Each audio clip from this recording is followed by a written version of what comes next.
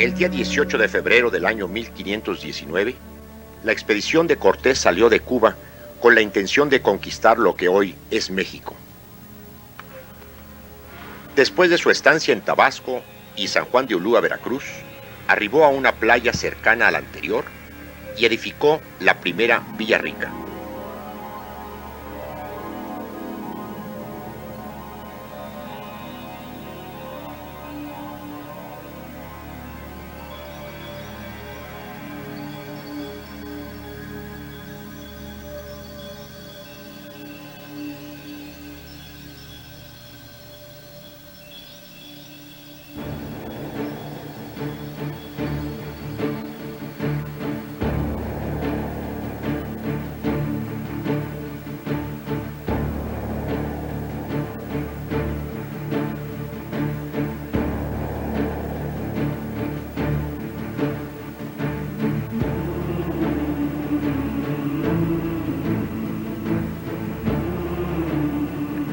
Poco tiempo después, más hacia el norte de este lugar, frente a la zona arqueológica de Cuyahuislán, que se encuentra en el Cerro de los Metates, frente a una imponente formación rocosa, fundaron la segunda Villa Rica.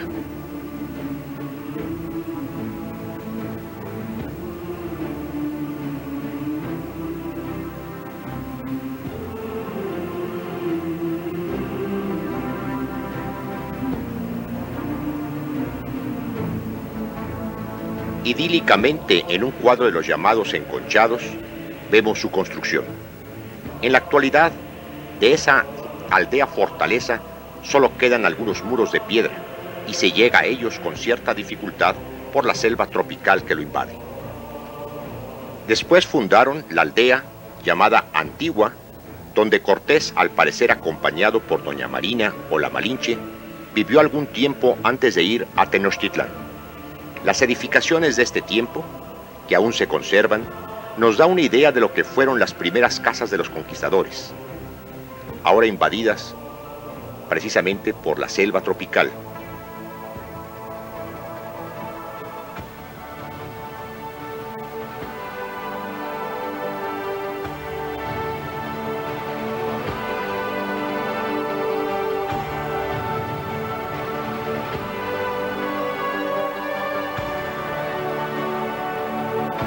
Y aquí aún se conserva esta pequeña capilla que fue el primer templo edificado en la Nueva España.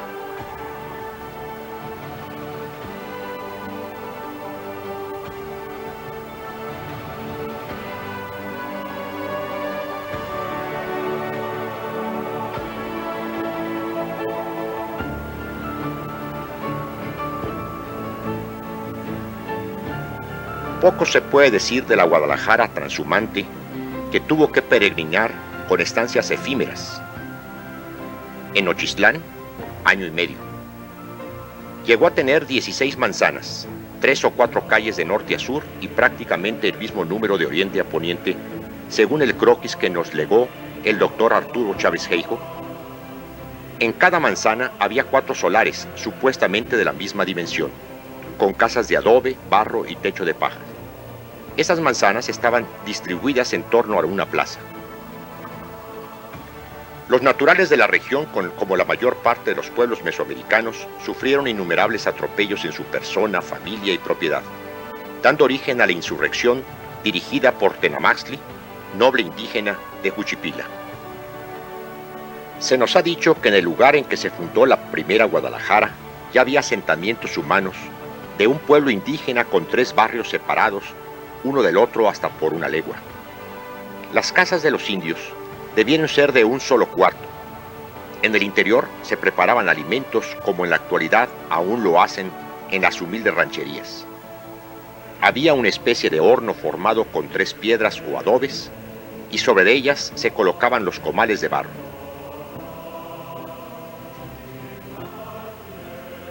Para dormir se extendían los petates o esteras de palma.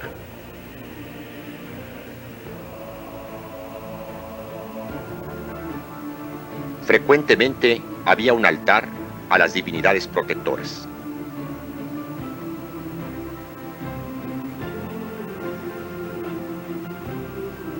Poco ha cambiado el diseño de los metates hasta nuestros días.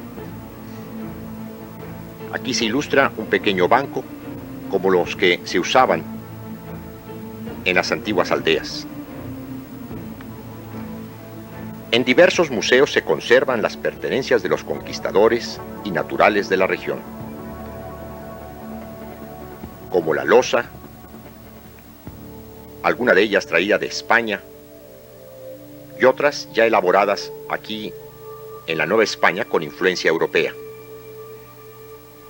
Monedas, armas y armaduras.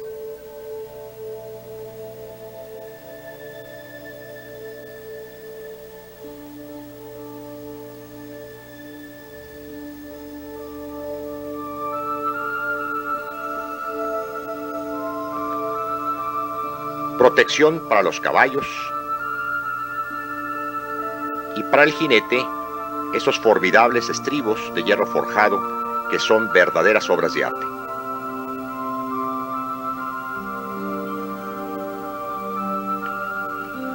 No creo que los conquistadores en tan poco tiempo pudieron tener comodidades en sus casas. Posiblemente los muebles eran rudos y hechos de madera. Quizá tenían sillas y pequeñas mesas que pudieron traer desde España en las naves que en aquella época surcaban los mares, las carabelas. En el Museo de la Ciudad se encuentran los retratos pintados que representan a Cristóbal de Oñate y a Miguel de Ibarra. Ambos conquistadores participaron en la fundación de las 4 Guadalajaras. De la primera Guadalajara no queda recuerdo o edificación alguna. Inclusive es todavía motivo de controversia el lugar exacto en el que estuvo la ciudad. La segunda Guadalajara en Tonalá también duró muy poco tiempo para lograr un desarrollo urbano importante, solo 18 meses. Mariano Otero nos describe ese pequeño poblado como situado sobre una pequeña colina y compuesta únicamente de frágiles chozas y pequeñas casas recién edificadas. Y continúa diciendo: en vano se buscaría allí recuerdo físico o moral de lo que antes fue.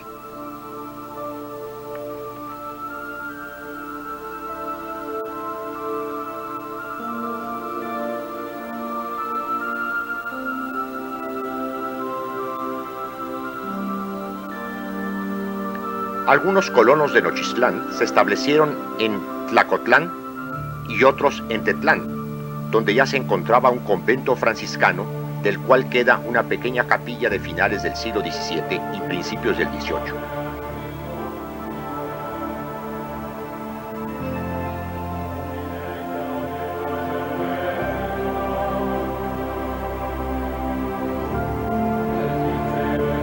Este pequeño templo guarda en su interior el púlpito de cantera y fuente bautismal, únicos en nuestro medio.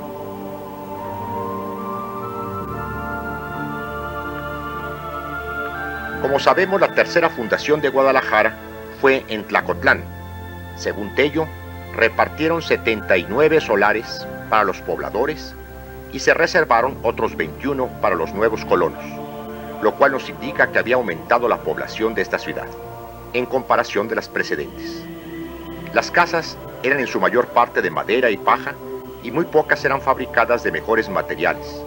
Por ello, en el ataque que la población sufrió de parte de los indios en septiembre de 1541, se produjo un incendio y solo unas casas quedaron en pie. La iglesia fue parcialmente destruida.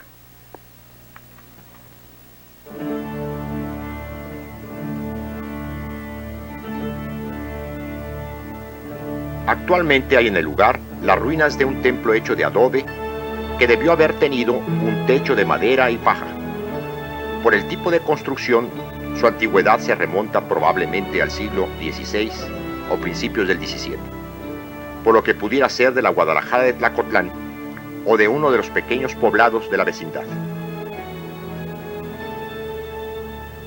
Ahora en su interior se aloja un cementerio.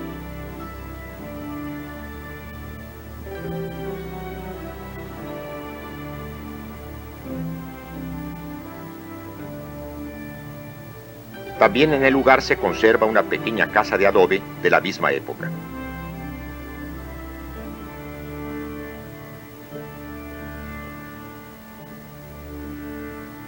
En el templo parroquia de Tlacotlán, que es de finales del siglo XVI, tiene esta interesante cruz atrial de gran influencia europea medieval. En su fachada ostenta un arco conopial.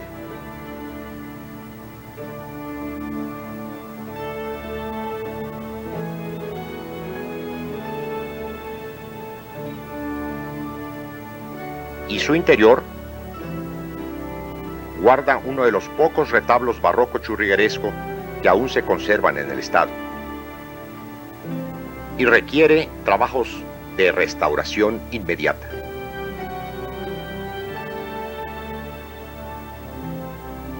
Persiste la bóveda con viguería de madera con gran influencia mudéjar.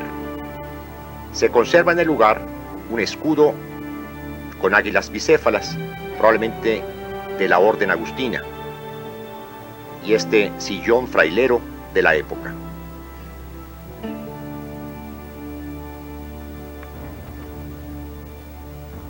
Por fin la Guadalajara del Valle de Atemajac, que como diría el profesor Ramón Mata, la Guadalajara amurallada. En este momento vemos la muralla natural de la barranca de Oblatos. Se fundó el día 14 de febrero de 1542, señalando como sitio de inicio la manzana donde actualmente se encuentra el Teatro de Degollado y sus alrededores. A este núcleo urbano destinado a los españoles se unieron otros 3 pueblos indígenas cercanos entre sí, Mezquitán, Analco y Mexicalcingo, que tenían su gobierno propio. Guadalajara fue la población que tuvo título de ciudad. Debemos imaginar a Guadalajara del siglo XVI como una aldea con sus casas de adobe y techos de paja, hechas para habitar, trabajar y convivir con las bestias. A finales de ese siglo empezaron a construirse edificios en el centro, casas habitación de 1 o 2 plantas, con arquitectura aún poco ornamentada. Sin embargo, de esa época tenemos excepciones, como la casa que se encontraba en la calle Alhóndiga, hoy Pino Suárez número 14, se considera un buen ejemplo de final del siglo XVI. Tenía una portada de marco barroco, mexicano, arte tequitqui. Asimismo contaba con ventanas protegidas con rejas de hierro forjado, de sobria belleza. El edificio fue destruido, pero se conserva la mencionada portada en el Museo Regional.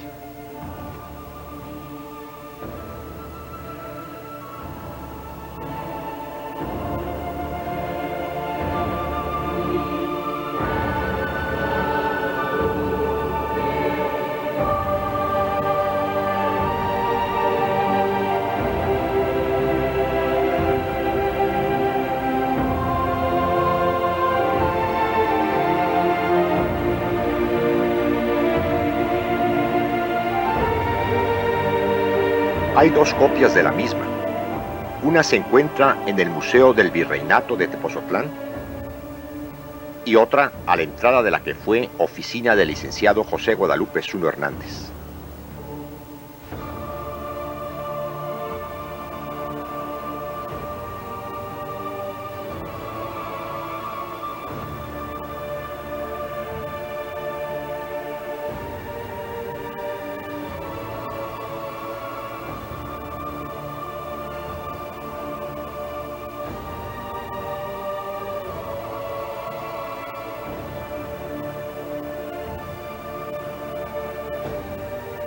Esta es la segunda copia mencionada.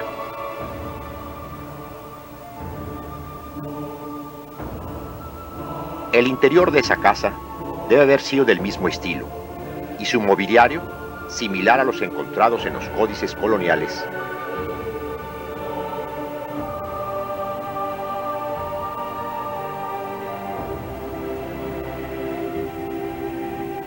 O en los conventos o monasterios de la época. Ese tipo de sillas o sillones persistieron en su uso hasta finales del siglo XIX, aunque con algunas modificaciones, incrementando las figuras talladas en la madera.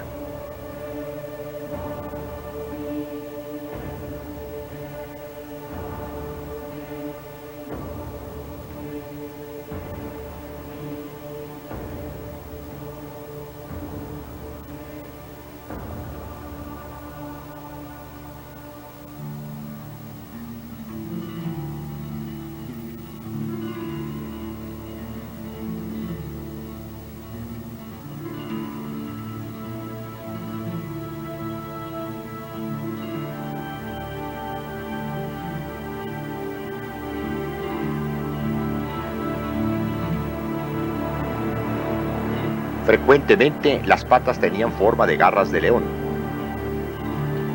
Dentro de la decoración se incluyeron escudos de armas, águilas bicéfalas y el multirrepresentado águila pelícano, que frecuentemente vemos en las tallas barrocas de nuestra ciudad o en todo el país.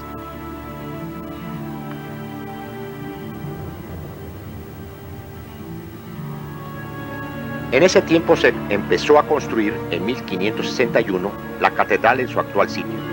Se dedicó aún sin decoración y sin torres el 19 de febrero de 1618 e iniciaron la construcción del Palacio de Gobierno en 1751. En la primera mitad del siglo XVIII, la ciudad contaba ya con casas importantes. En 1842, Mariano Otero nuevamente menciona que existían edificios hermosísimos. Las casas de algunos particulares llevaban su nombre, como la de los Moras, de Caballero, de Chauri, y sobre todo la muy bella recién construida por don Ignacio Cañedo. Se encontraba por la calle de Seminario. Esta casa sufrió múltiples modificaciones. Cuando fue destruida para dar cabida a la Plaza de la Liberación, mostraba en su interior una decoración neoclásica común en la época. En 1667 surgieron los barrios al integrarse al primer núcleo las ya mencionadas zonas indígenas, por orden del presidente de la Real Audiencia, doctor Antonio Álvarez de Castro. Se arreglaron las calles, que en sí eran simples corredores. Cada casa ostentaba una fachada amurallada, con ventanales disfrazados por enrejados ornamentales, con lo cual se protegía a la familia del mundo exterior. El acceso a ese universo particular lo proporcionaba un gran portón de 2 hojas, lo suficientemente ancho para admitir el paso de un carruaje.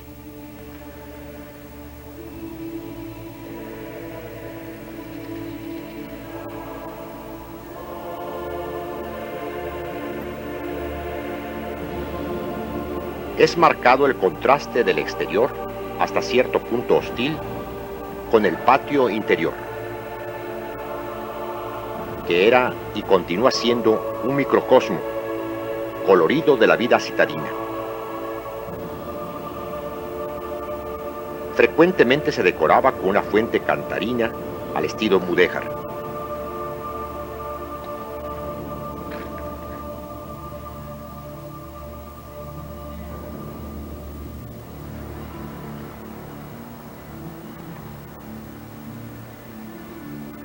Una escalera de aspecto formal conducía a las estancias del piso superior, donde se concentraban recibidores,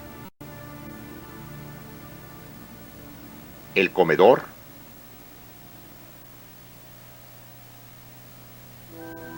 y las recámaras, que tenían una distribución en batería.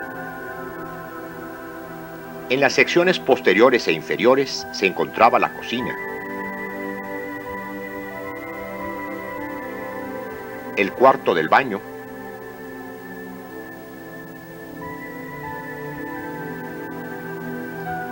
donde frecuentemente existían tinas de baño fabricadas en tonalá y cuya característica era su decoración policromada.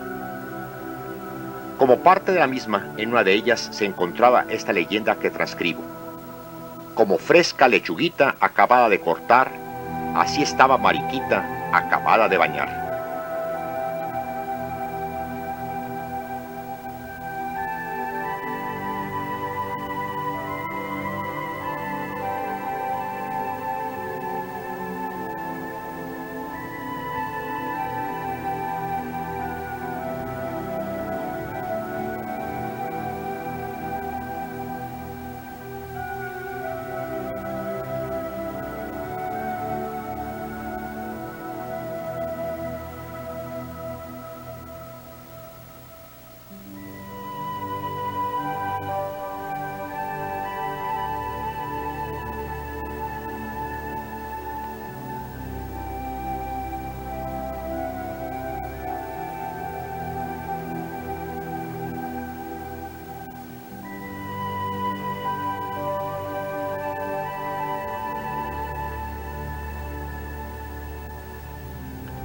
También en este nivel se encontraban las habitaciones de los sirvientes y los establos.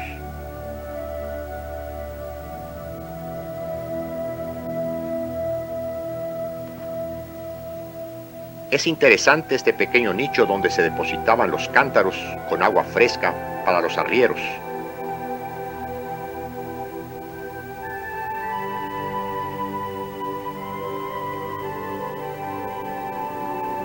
Estamos ahora visitando el segundo patio,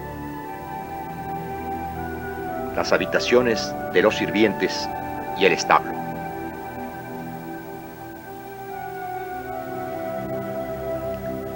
Los portales del centro.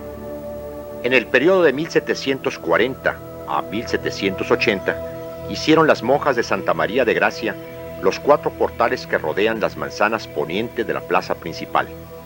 Sus nombres fueron cambiados con el tiempo, pero al principio se llamaron el de Catedral o de los Dulces, Bolívar, Matamoros y de las Flores. Poco tiempo antes ya habían edificado los agustinos los 4 portales que circundan la manzana sur-oeste de la plaza principal y que también da frente a la plaza de la universidad.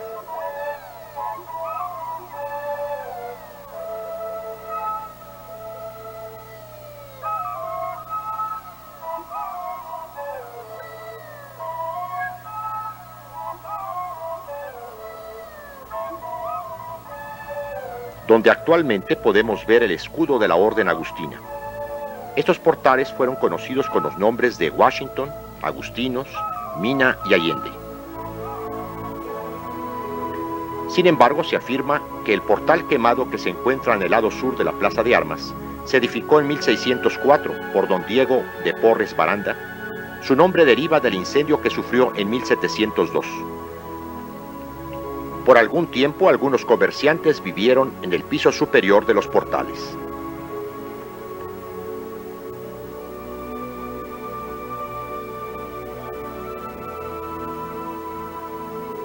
Otro acontecimiento importante de los portales que debemos de recordar es el incendio que sufrió el de San Agustín en abril de 1909. Este se encontraba frente al templo del mismo nombre. Y aquí vemos las alacenas de los portales, en un día de descanso, por supuesto. Una de las casas importantes del siglo XVI que debo mencionar en mi narración es el Palacio de Cristóbal de Oñate, que reedificó el oidor don Francisco de Medrano y Pacheco, por lo que fue desde entonces conocido como el Palacio de Medrano, derribado en 1918, cuando ya era simplemente un mesón de la calle de Medrano.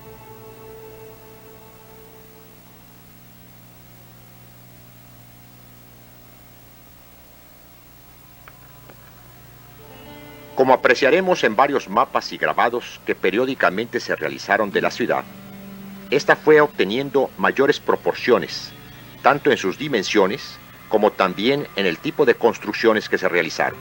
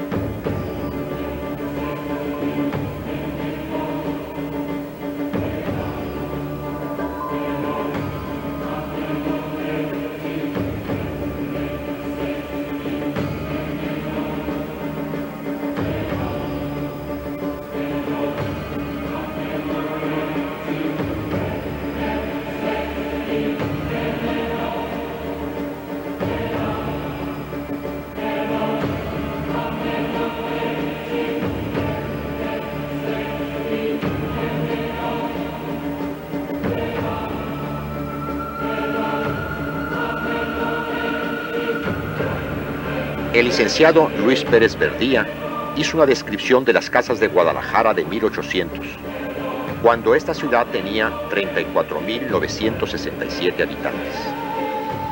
Sus casas, con muy reducidas excepciones, eran todas de un solo piso.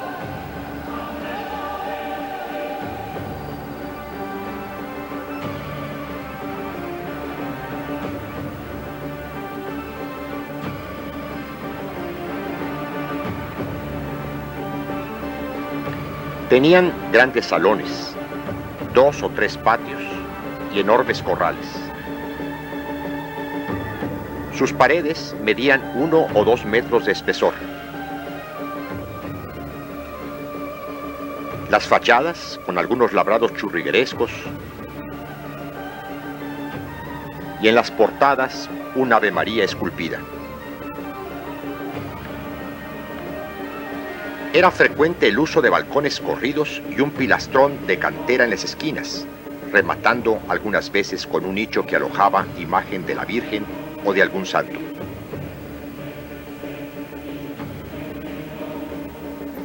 En el interior de las casas, mientras abundaban las vajillas de plata, faltaban objetos más precisos para su comodidad.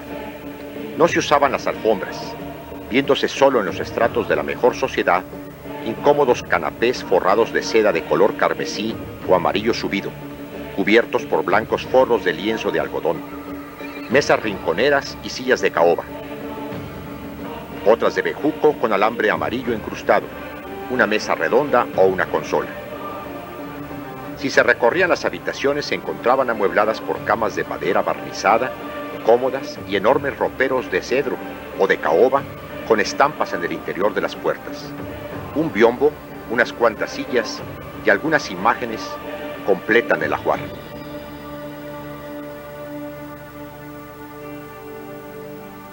En la segunda mitad del siglo XIX y principios del XX, los miembros importantes de varias familias de nuestra sociedad con frecuencia recurrieron a conocidos pintores de la localidad o del país para que les realizara un retrato, en algunas ocasiones junto a un miembro de su familia. Estas pinturas generalmente fueron al óleo y se convirtieron en un elemento básico de la decoración de la sala. Ahora contemplamos el retrato de doña Magdalena Gil Romero del siglo XIX.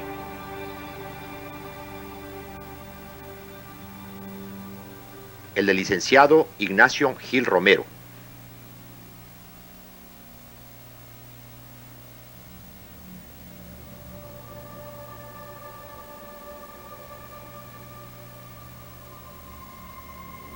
Doña Magdalena Gil Rivas de Anaya.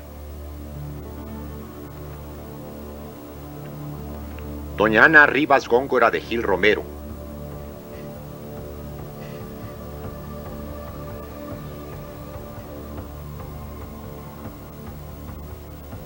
Del señor Francisco Martínez Negrete de Alba.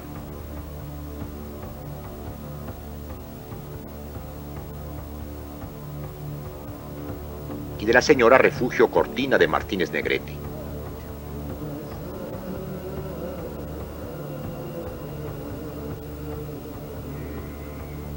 El retrato de un ciudadano de apellido Ortega, también del siglo XIX.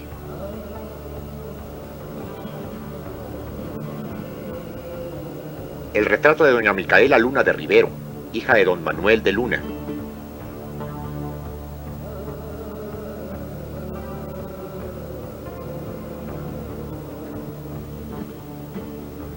Y don Manuel de Luna.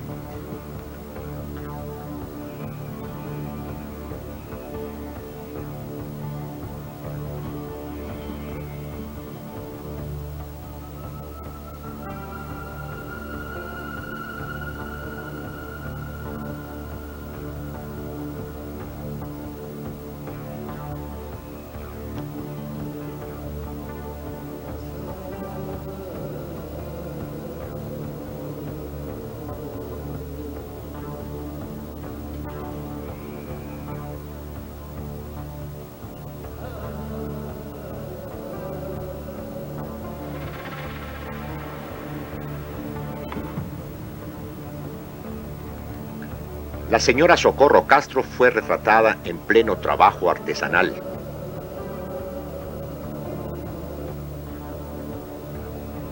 Dos personajes anónimos. Esta niña con una palma que frecuentemente representa al martirio.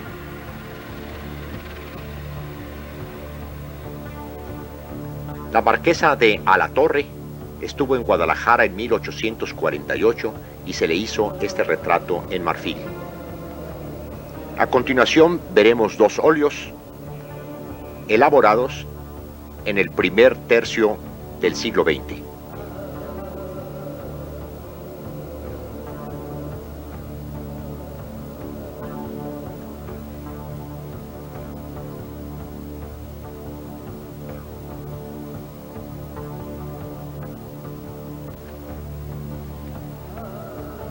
Del pintor José María Uriarte, el retrato de Joaquín Castañeda, no se menciona la fecha, pero probablemente es del siglo XIX.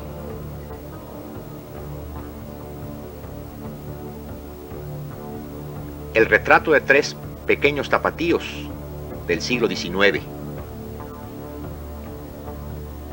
Y del canónigo José María Hidalgo y Vadillo.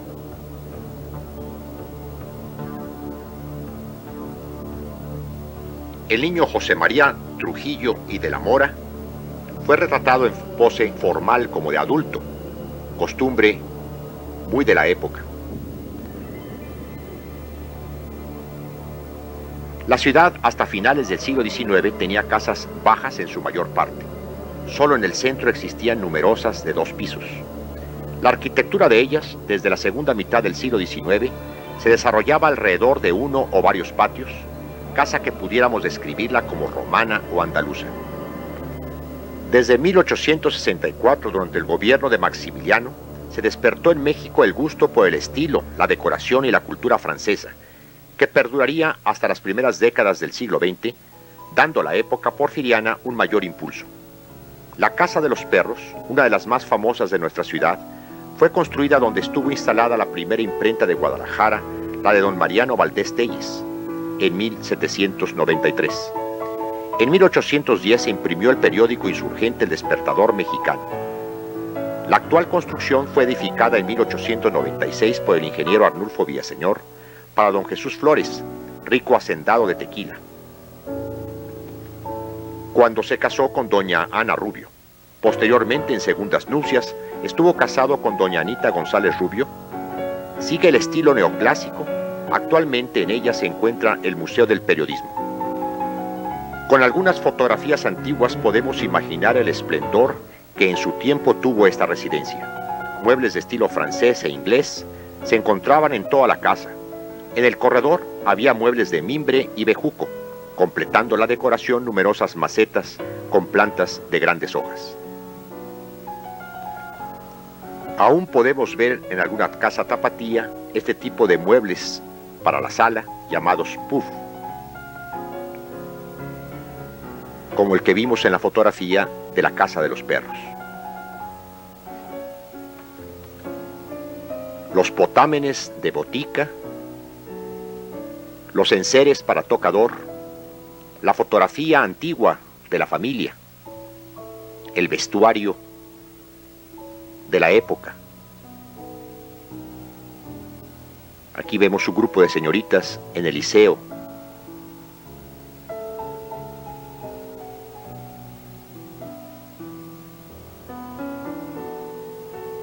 Porcelana traída de Europa, de Holanda, Francia e Inglaterra.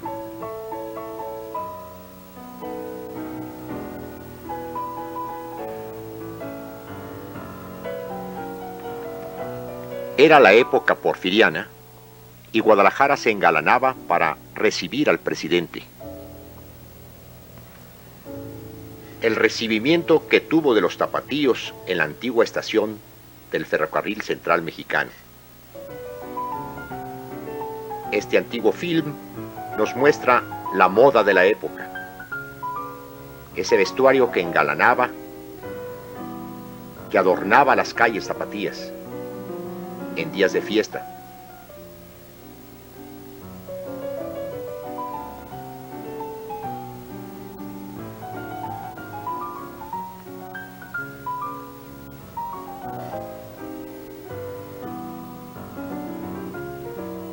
Aún en el centro de la ciudad se conservan algunas edificaciones como la Casa de la Aduana, el edificio donde hoy se encuentra el Museo de Artes Populares.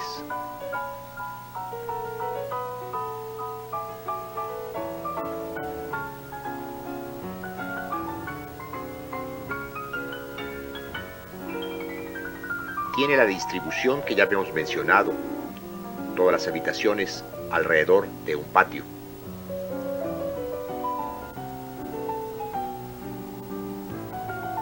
Algunas fotografías de la Guadalajara de ayer nos muestran lo que ya no existe o se ha modificado.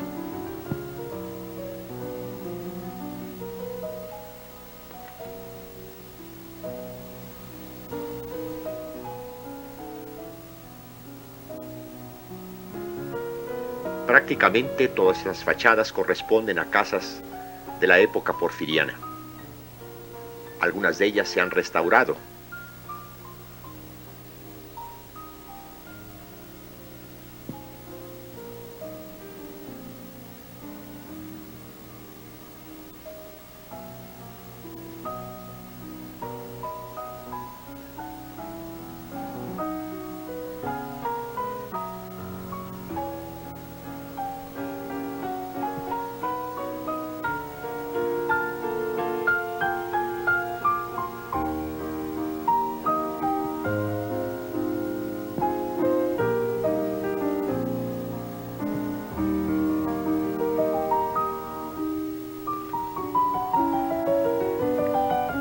Voy a presentar a continuación un bello ejemplo de casa-habitación que ha conservado su decoración original y más aún, la han incrementado con muebles y objetos ornamentales de la época.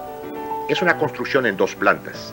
La inferior sirvió en un principio para las cocheras y cuartos de servicio, posteriormente se empleó para fines comerciales. En la actualidad nuevamente tiene su objetivo primario.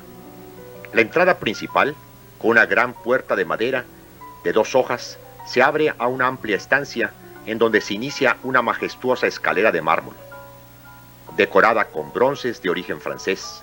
En los muros se encuentran gobelinos belgas y un gran candil cuelga de la bóveda decorada con estuco. Al término de esa escalera se encuentra un recibidor amueblado con muebles de mimbre y completan la decoración figuras de mármol, copias conocidas de obras helenísticas, destacando la Victoria de Samotracia.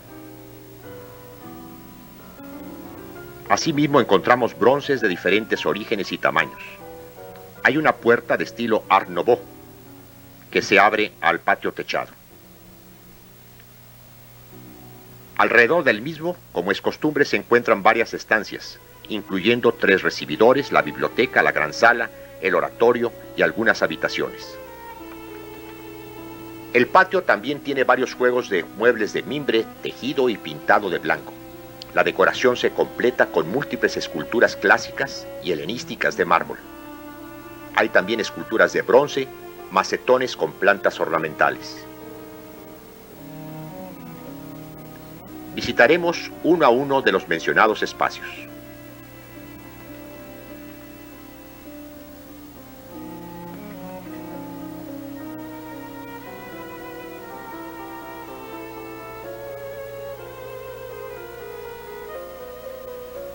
Uno de los recibidores tiene muebles con diversos estilos, sillones tipo imperio,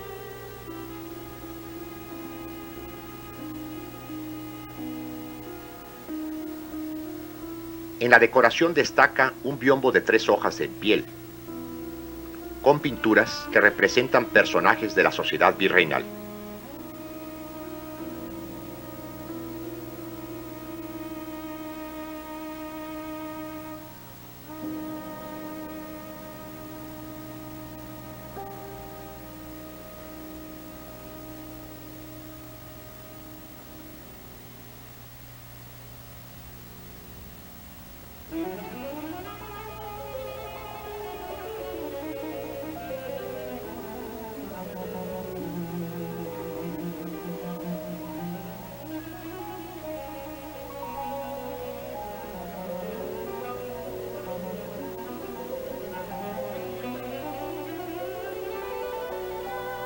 En las vitrinas hay colecciones de objetos de porcelana y cristal cortado.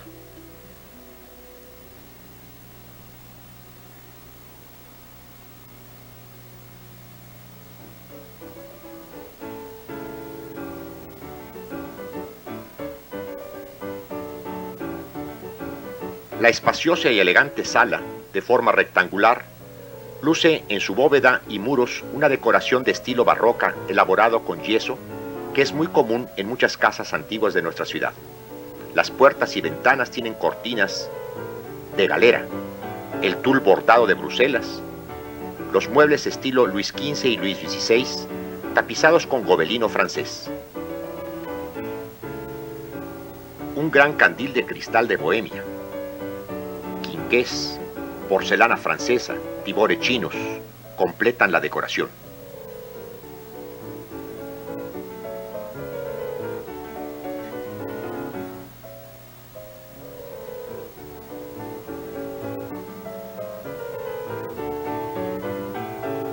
Ahora apreciamos el decorado de la bóveda de la sala.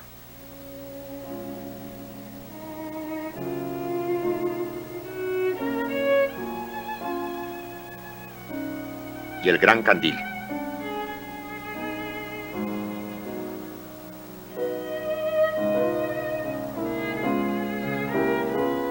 Otro recibidor más pequeño, pero también con muebles de estilo Luis XV, tapizados con gobelino francés, con representaciones míticas.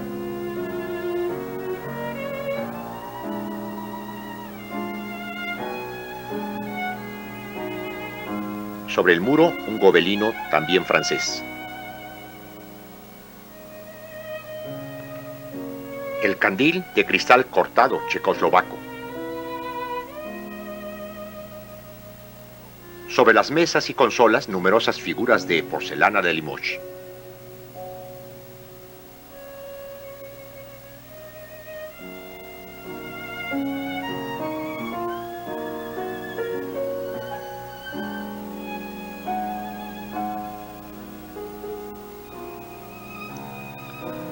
Los cortinajes de galera con tul bordado de Bruselas. En una alcoba se encuentra una cama de latón. Junto a la misma hay dos burós. Sobre uno de ellos, en el muro, una colección de iconos rusos de pequeño formato. Sobre el tocador romántico de cubierta de mármol, un juego de jarra y aguamanil de plata.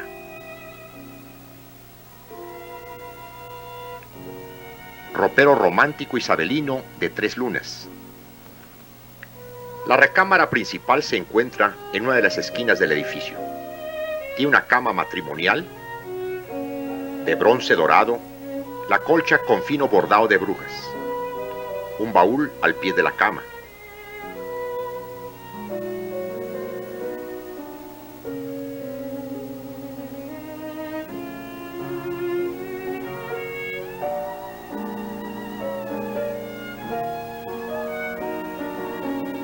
La cuna del bebé. Burós románticos o isabelinos, igual que los roperos. Un candil y quinqués iluminan el recinto.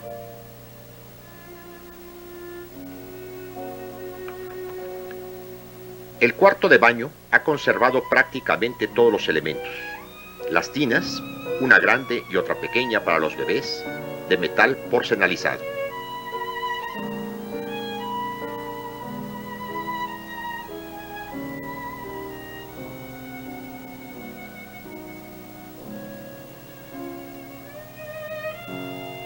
El lavamanos y tocador de estilo romántico con jarra y aguamanil de porcelana francesa.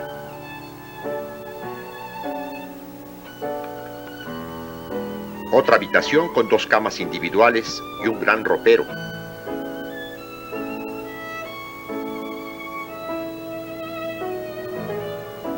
Las fotografías familiares de recuerdo.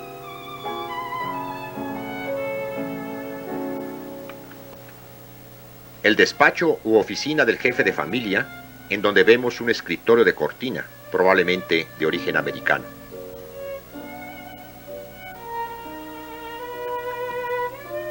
Otra alcoba con cama de latón, es de tamaño matrimonial, burós de estilo romántico. Lo mismo también el tocador.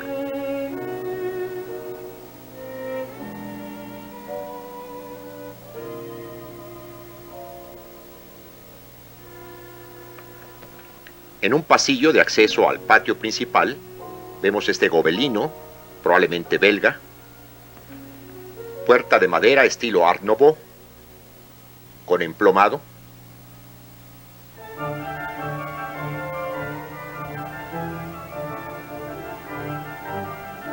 y este bello armario.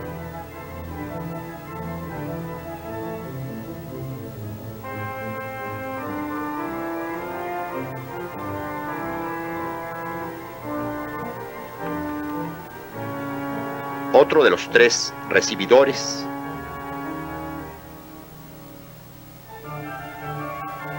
con muebles estilo Luis XVI.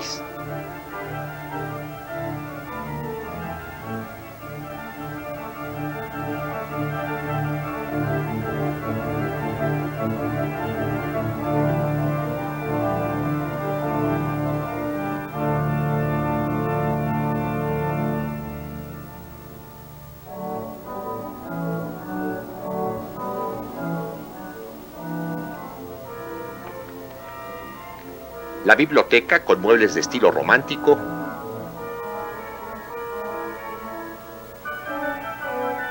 sillas y sillones de estilo Luis XVI.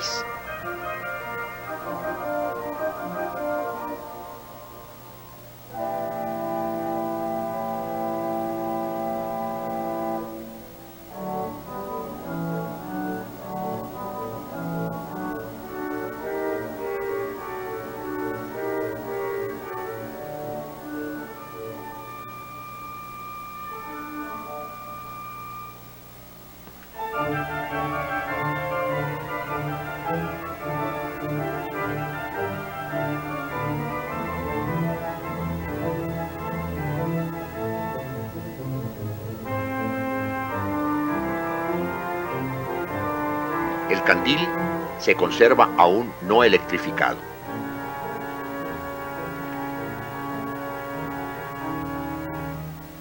El comedor es magnífico en sus dimensiones y decoración. Hay una mesa para 24 comensales, sobre la cual apreciamos una cubierta de mármol. El servicio de plata, vasos y copas de cristal cortado,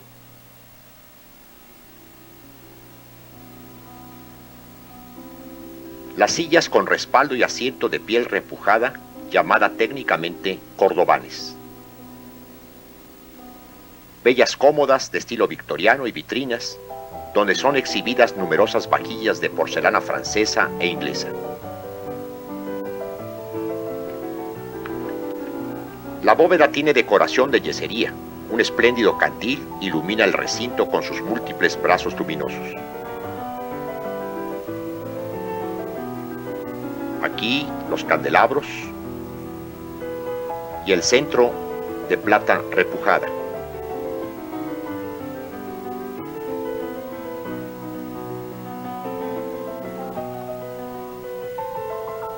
Las vitrinas con las vajillas ya mencionadas. Un detalle de la silla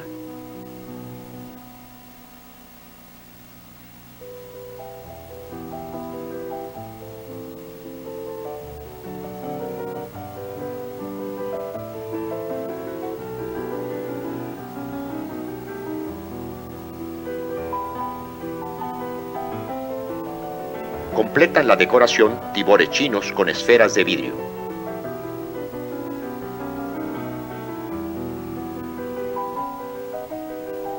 Hay un bello desayunador en un bay window con emplomado policromado de estilo romántico de principios del siglo XX.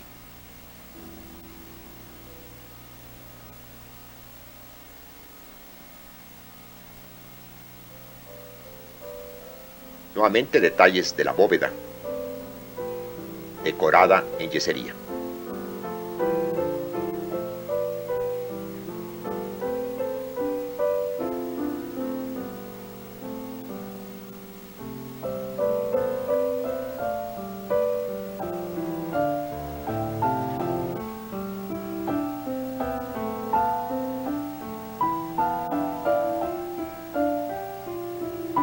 El ya mencionado oratorio es de estilo neogótico.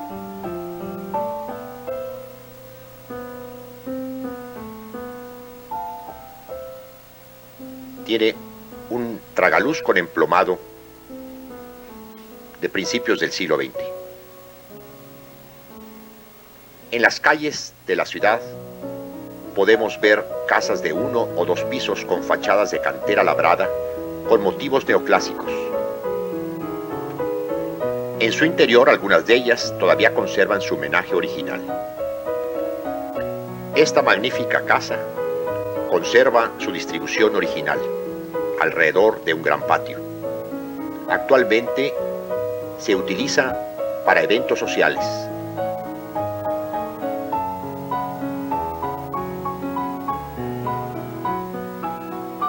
El jardín posterior.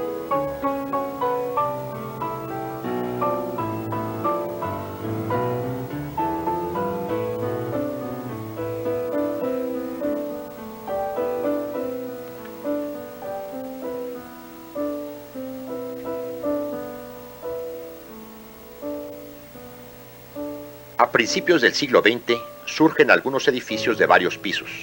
Al poniente de la ciudad, las colonias rompen la tradición, los estilos, la imagen conocida, ya que edificaron los chalets sin patio de 1 o 2 plantas y jardines alrededor. Ese aspecto de la ciudad se conserva hasta los años 70 del pasado siglo. Algunos ejemplos de estos chalets vemos en esas antiguas fotografías. Esta es de la colonia americana, la calle Tolsá, donde vemos el edificio donde estuvo el Instituto de Ciencias a mano derecha. Esta es la casa Collignon, donde está el Colegio Nueva Galicia. De la colonia Reformas, esta sería la casa de los abanicos, donde estuvo el Instituto San José.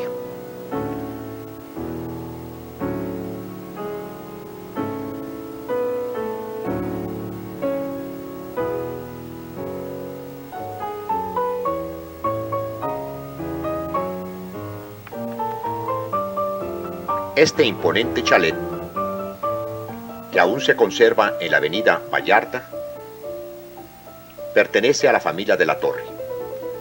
Actualmente, esta majestuosa casa está deshabitada, en espera de una compañía, un pequeño hotel, otra forma de utilizar estas antiguas edificaciones, ya que por su dimensión es imposible ya ser habitada por una familia. Estamos viendo ahora los jardines que rodean la casa. Al fondo la alberca.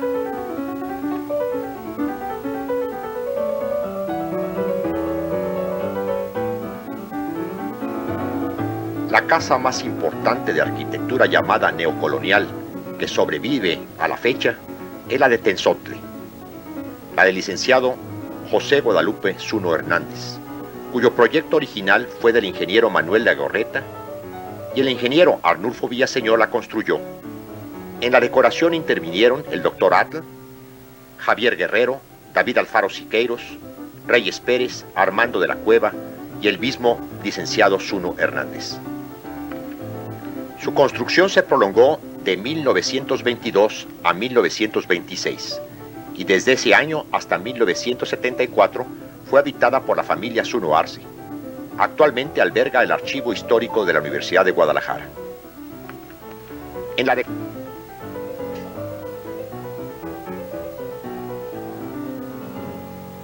Estamos ahora recorriendo las diferentes fachadas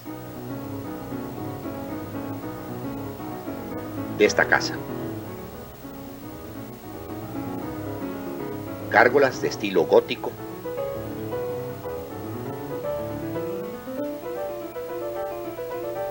esta es una portada, copia de la que se encuentra en el Museo del Estado de esta ciudad.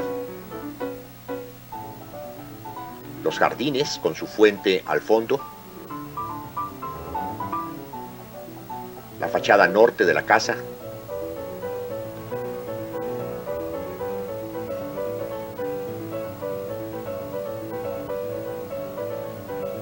una banca decorada con un par de leones.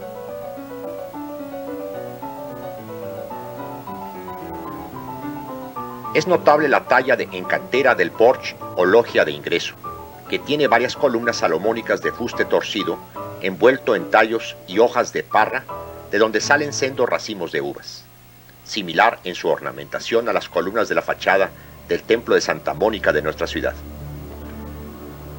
Por una puerta de madera tallada, entramos hacia el patio.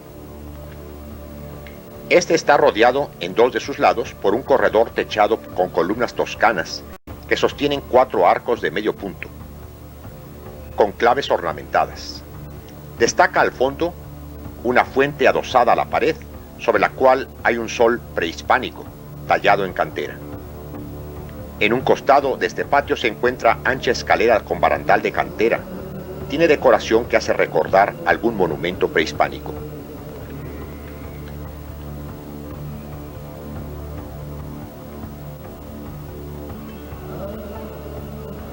Entramos a la biblioteca, que conserva su mobiliario original de madera de cedro tallado, con motivos vegetales. Vitrinas con base de 2 niveles de cajones. Ahí se encuentran 4.500 libros. Las sillas y sillones de madera tallada, respaldo alto y baqueta tachonada. Patas que asemejan garras de león.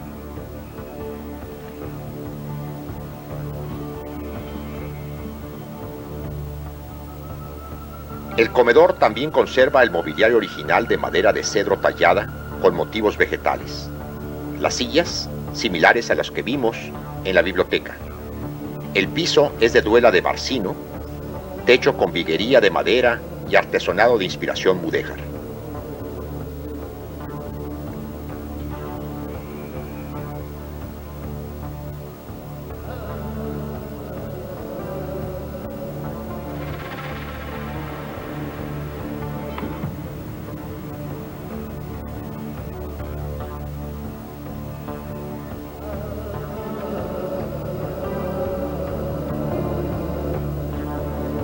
La amplia cocina me hizo recordar las que hemos visitado en los exconventos de monjas de la ciudad de Puebla.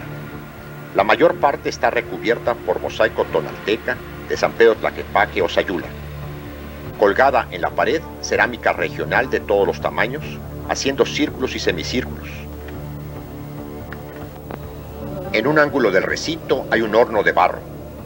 Alacenas con piezas de petatillo, barro bruñido, losa vidriada. Al centro una mesa ovalada forrada también de azulejos, pintados con figuras de pájaros y flores.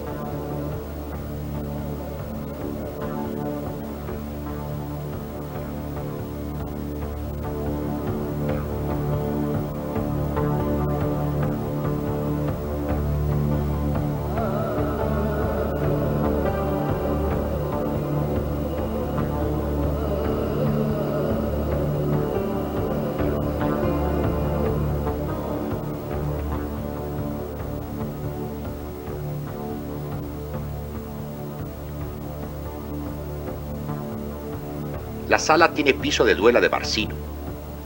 En los muros hay tapiz de seda. De los muebles originales solo se conserva un piano de cola que perteneció a don Francisco Velarde, propietario de la famosa casa La Moreña de la marca Jalisco. La bóveda tiene viguería y artesonado mudéjar. Finalmente, la tradición de la decoración de casas de algunos tapatíos con muebles de la época continúa vigente. Visitaremos una residencia recientemente edificada de estilo francés con las características antes mencionadas. En el hall distribuidor de la entrada encontramos a los lados de la puerta principal 2 columnas salomónicas siglo XVII de madera tallada y estofada que pertenecieron al templo de San Agustín de la Ciudad de México. Hay varias pinturas de autores coloniales del siglo XVII y XVIII. La extraordinaria escalera está decorada con un gran gobelino flamenco, hoja de col del siglo XVII. En otra parte del hall encontramos pinturas flamencas del siglo XVII y sillas chipendel mexicano.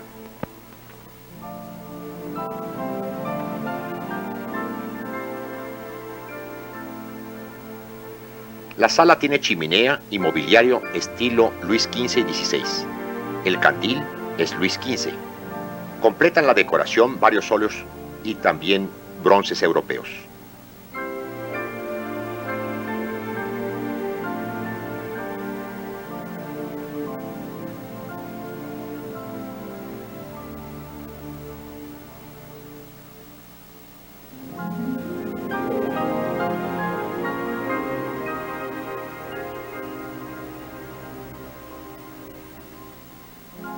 En el comedor encontramos mesa y sillas estilo Chippendale, una bella cómoda estilo Imperio francés y pinturas flamencas del siglo XVII.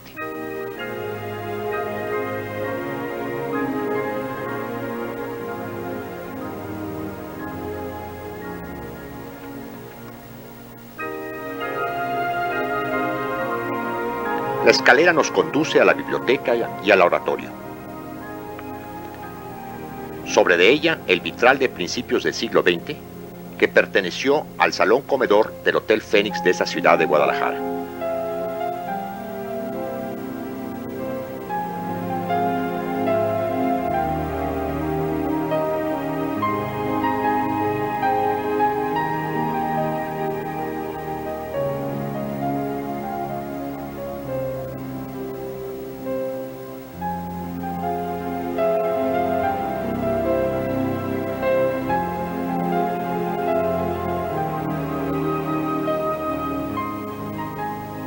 La rica biblioteca es de estilo inglés, mesa Chippendale y sillones Queen Anne.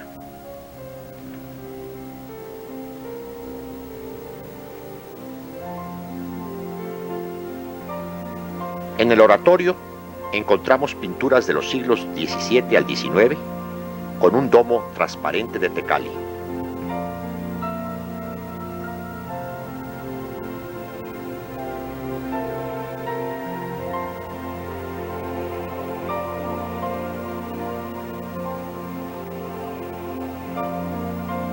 Nuevamente en la biblioteca vemos estofados de madera del siglo XVIII, óleos de gran tamaño, de autores como Cabrera, Rodríguez Juárez, Juan Correa, y lo más importante, varios miles de libros que son consultados frecuentemente por su culto propietario.